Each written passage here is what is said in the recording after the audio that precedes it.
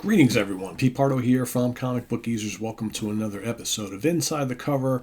More deep dives into the world of Warren Publishing, Warren magazines, mostly horror stuff, right? Today, issue number 57 of Vampirella from 1977, January 77 to be exact. Ancient undead horror stalks Vampirella in a city of ghosts. $1.25, 1977. Black and white goodness. Look on the back. Look at those shirts. Now you can wear a Warren cover. I want a Warren cover. Pretty cool stuff. So here we have, we've got an ad for a Vampirella calendar, 12 full color painting. Pretty neat. There's a table of contents. So you got a host of stories and all sorts of other goodies. Of course, we always kick it off with the letters page, and then, of course, the Vampirella story usually leads off all of these issues. So here we got the lovely Vampirella. Looks like she's out in the desert, right, looking for her friends. Sees a dead skeleton there. All of a sudden, then she's riding in a jeep. Coming direct at the jeep is a horses and carriage, right? Kind of runs them off the road. They crash into a tree. She's out like a light. Next thing you know, she sees her long lost lover Tristan. She's thinking, but wait, you're dead. Why are you appearing to me here? All right? He's like, I'm with you, Vampirella. I'm with you, my darling. It's good to be back. So all of a sudden, like, it's kind of like a dream state, right? So all of a sudden she's back on her old world with Tristan. She's wondering where her friends Pendragon and Van Helsing are. He's like, oh, but I don't know who you're talking about. Those people don't exist. So something's definitely going on here, right? She's starting to question what's actually happening. So it takes you through this whole story. Okay. Like I said, it's kind of very dreamy, like a dream state almost. Now remember, they had the accent hit her head pretty hard. And then all of a sudden she sees that Van Helsing's back. He gets into it with Tristan. All right, they kind of have it out.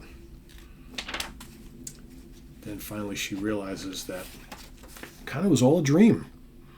Right? She was unconscious. She wandered off. So she finds her friends, Pendragon and Van Helsing. She's like, well, did I really see Tristan? Was it all a dream? But then you see like skeletons in the sand, right? So what actually happened? Don't know. But they are reunited once again. Then you have here, this is a really cool little editorial about the state of comic books in 1977 that actually talks about some of the smaller publishers that were going through some issues at the time, like Charlton Comics, Charlton Publishing, Western Publishing, kind of how, Marvel at the time was one of the key players, but not the big, huge player, how a lot of the titles going on at Marvel weren't, big money-making sellers and things like that. Pretty interesting to read this little article all these years later. Then you got another ads for cool, like, films, 35 millimeter films and stuff. Then you got this interesting story called Rusty Bucklers, right, which goes back to kind of like medieval times. You got this knight and an older warrior who kind of get hooked up together out on a journey, and they wind up traveling together through some treacherous places, right, going against killer giant bats and like ogres, and the young knight, he's trying to go and rescue a fair maiden, right, like a queen type of thing. And the old guy's just kind of like, apparently he's at the end of his kind of road, but he's thinking he wants to kind of get in on this whole thing. So again, you got the old dragon appears to be dead, and so they finally get to meet up with the maiden, okay? And of course, who does she take a liking to but the older guy? So he sneaks off in the middle of the night and, oops, spoiler alert, little nudity there. Hooks up with with Milady. The young guy finds out, goes and stabs the older guy. What are you doing, trying to steal the queen, right? And then she basically says, I'm not going to, because he's trying to save her from this old kingdom here. She's like the last one there, and basically she wanted to go off with the old guy now that he's been killed.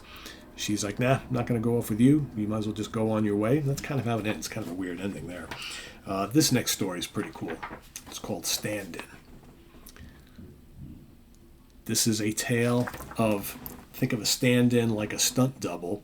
So this is in a time where deaths of people are kind of predicted, and there is a company out there that will put a stand-in. So in other words, you are scheduled to die in a car accident. However, we can put our stand-in in the car.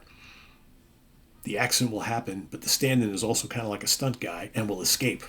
Everybody will think that the person is dead, collect the insurance money, go on with life. Kind of strange, right? So there's this one particular guy. His name is Mr. Henry, right?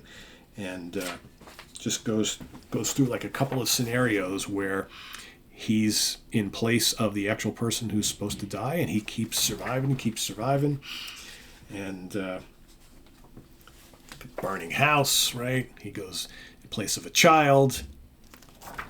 And then in the end, though, they predict his death, and he winds up getting one over on everybody. He survives that, and with one of the ladies here, and the two of them pull out a scheme where they fake his death before it. He put together a will. She was going to get all his money and all the insurance money, so she does that, collects, and then meets up with him later on. See, I'm such a pro at this. I faked my own death. Now I can get out of this racket. We can go off together, and we're loaded. There you have it. Why not? Then you have something else here, which is called Magnificent Ephemeral, which is kind of set up like a film, like the film reels here, like a storyboard. Here, I haven't dug too much into this, but it's really good artwork, all set up like like film storyboard. Each frame, you got the dialogue and what's going on. Kind of weird. It's not really horror. It's more like kind of like a thriller, like film noir type of thing. Again, you got lots of scantily clad ladies. A little on the long side, though. But then at the end, you got this interesting last page where one of the nice ladies appears to be a man. Oops.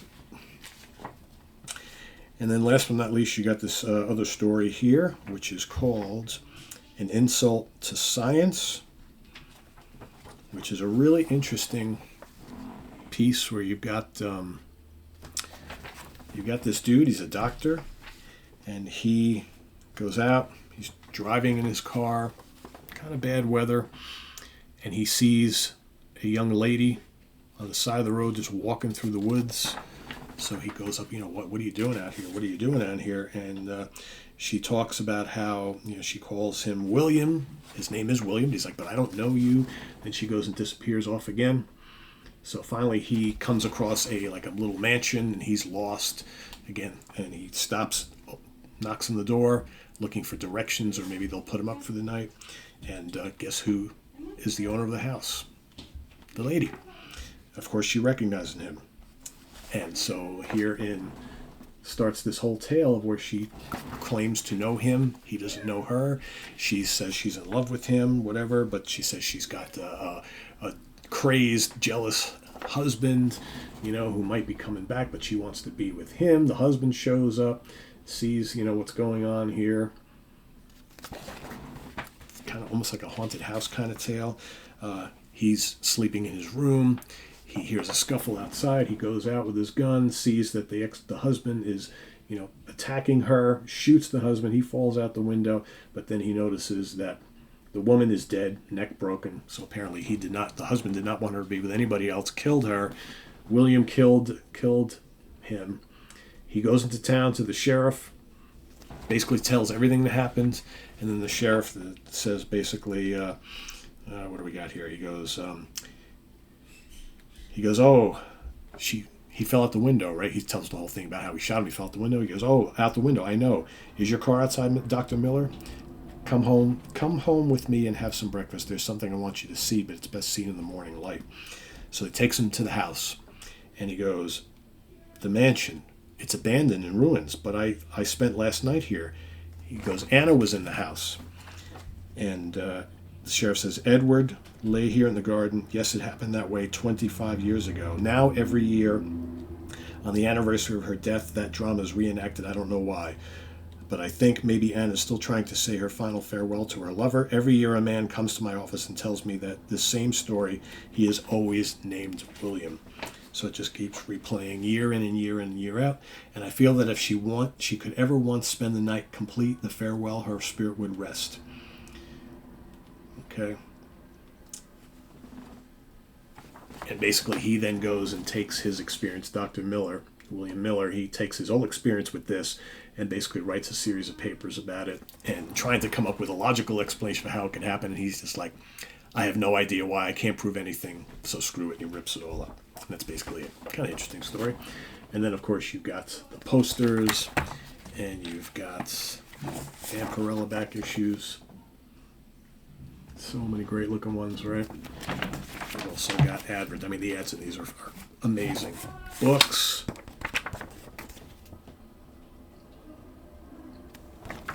Comics.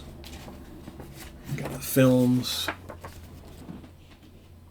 Warren back issues of Spirit.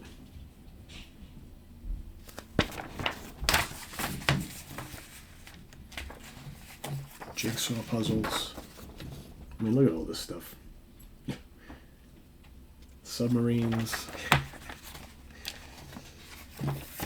Captain Marvel films. Batman films. Zorro. Tarzan. Reprints of EC Comics. Frazetta posters. I mean, this is like classic here. More books and films and things. Action figures.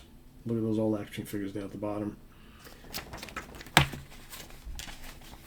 There's more of the films. Got old Universal stuff. All sorts of cool things. Masks. Paperback novels.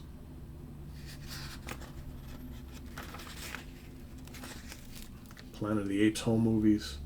More books. Edgar Allan Poe records. Preview of the next issue of Eerie, the next issue of Vampirella, the next issue of Creepy, and your Captain Company Rush order form. All right, and like I showed you on the back, those awesome looking shirts. Very cool stuff. So there you have it. Vampirella issue number 57. Man, these are great. These are really great. Classic Warren horror, sci-fi suspense, Tales of the Macabre, you know. So there you have it. Let us know what your feedback is on this particular issue. If you got it, if you've never read it, maybe you want to try and go find some of these old ones because they're great. There's plenty of these floating around out there in the wild. And thanks for watching. Please subscribe if you haven't already and click on that notification bell so you're alerted of all of our content as it posts. And please do hit that like button before you leave. So thanks for watching. Should have a couple more videos coming up for you this week. Wild Bill and I should be getting together over the weekend to record some stuff. So the duo will be back relatively soon. Till then, I am P. Pardo. Thanks for watching Comic Book Geezers. We'll see you real soon here on the channel. Please tell your friends. We need subscribers. So thanks for watching. Bye-bye.